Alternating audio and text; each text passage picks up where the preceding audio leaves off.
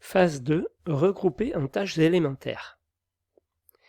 Donc une tâche élémentaire est soit une tâche seule, soit un ensemble cohérent de tâches à exécuter par une personne ou un groupe de personnes.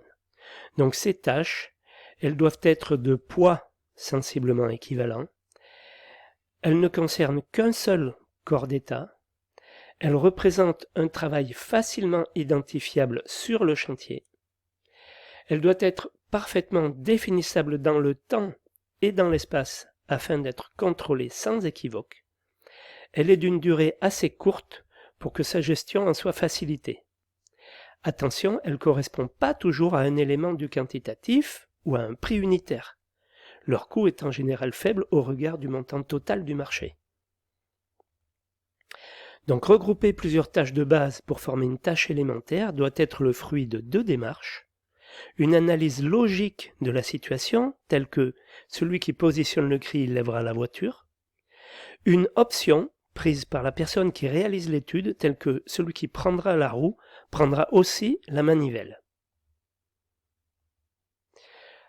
On arrive ainsi à la liste suivante des tâches élémentaires à exécuter. Sortir de la voiture, donc ça fait 2 minutes. Prendre la roue de secours et la manivelle, 2 minutes et demie. Prendre le cri, 30 secondes. Débloquer la roue, 2 minutes. Positionner le cri et lever la voiture, 1 minute 50. Démonter la roue crevée, 2 minutes. Placer la roue de secours et effectuer le pré-serrage, 2 minutes 50. Ranger la roue crevée, 2 minutes. Descendre la voiture et dégager le cri, 1 minute 50. Ranger le cri, dans 1 minute. Bloquer les écrous et ranger la manivelle, 2 minutes 50. Rentrer dans la voiture et démarrer, 1 minute 50. Donc phase 3, ordonnancer les tâches d'une manière logique. Ordonnancer les tâches, c'est se poser les questions suivantes. Dans quel ordre effectuer chacune des tâches élémentaires? Quelles sont les tâches qu'il sera possible d'effectuer simultanément? Pour ça, on va tracer un schéma qu'on appelle graphe des potentiels. Potentiel égale possibilité. Ce graphe présentera donc les liaisons idéales des tâches, c'est aussi ce qu'on appelle le planning PERT. Donc, aucune notion de durée, très important, aucune notion de durée n'apparaîtra sur ce graphe, ni de choix par rapport aux ressources disponibles. Qu'on ait un bonhomme ou 100, c'est pas le problème. Mais seulement l'ordre possible de réalisation dans la situation idéale. Ce sera le film idéal du déroulement de l'activité avec un maximum de ressources. Donc on commence à tracer ce graphe pour les 4 tâches A, B, C, D. Donc ce qui est important, c'est que sur chaque ligne verticale sont empilées les tâches qui peuvent démarrer simultanément. Donc en même temps, A, on sort de la voiture. Donc on ne peut que débuter par A. La tâche B et C, prendre la roue de secours plus la manivelle et prendre le cri, ça peut se faire en même temps. Voilà. Donc c'est sur la deuxième ligne verticale, elles sont alignées. Ensuite, débloquer la roue crevée d'une fois qu'on a pris la roue de secours plus la manivelle et qu'on a le cri. À partir de ce moment-là, on débloque la roue crevée. Alors ce qui est important de capter ici, c'est qu'on a des flèches.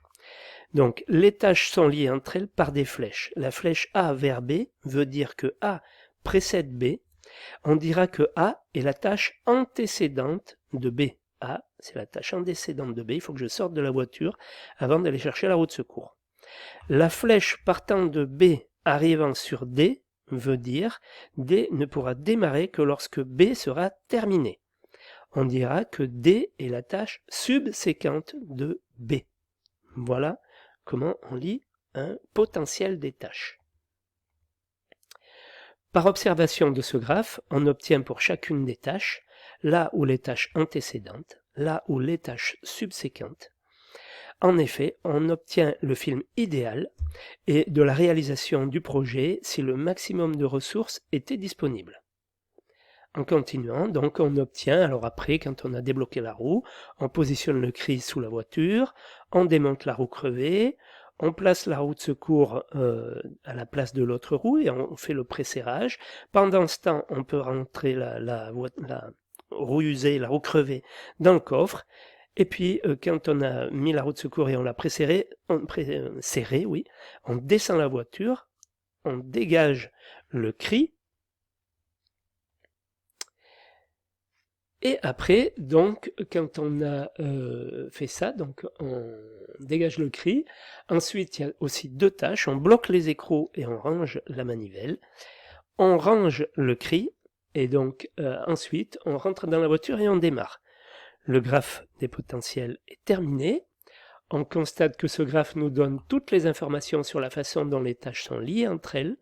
On appellera ça l'enclenchement des tâches. Donc on va voir comment on exploite ces nouvelles informations.